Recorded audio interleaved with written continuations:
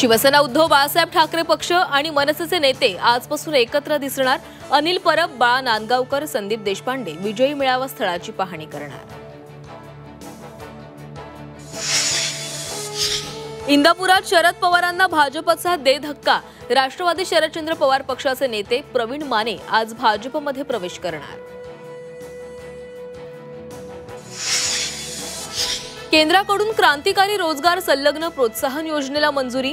2 वर्षात 3.5 कोटी नोकऱ्या देण्याचे उद्दिष्ट।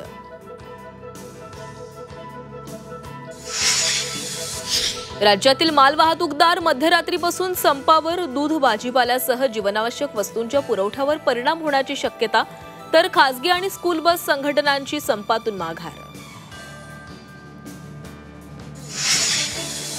बंगळुरूच्या चिन्नास्वामी स्टेडियम बाहेरील चेंगराचेंगरीला आरसीबीचे व्यवस्थापकच जबाबदार। कॅटचा अहवाल, सर्व आयपीएस अधिकाऱ्यांचे निलंबन मागे। चेंगराचेंगरीत 11 जणांचा झाला होता मृत्यू।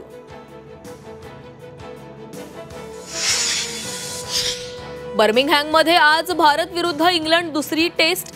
टीम इंडिया बॅसबॉलचं आव्हान रोखणार का, याकडे लक्ष।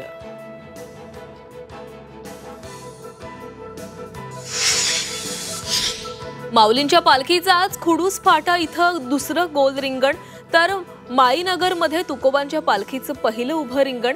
विठुरायाच्या दर्शनाला अवघे 4 दिवस बाकी।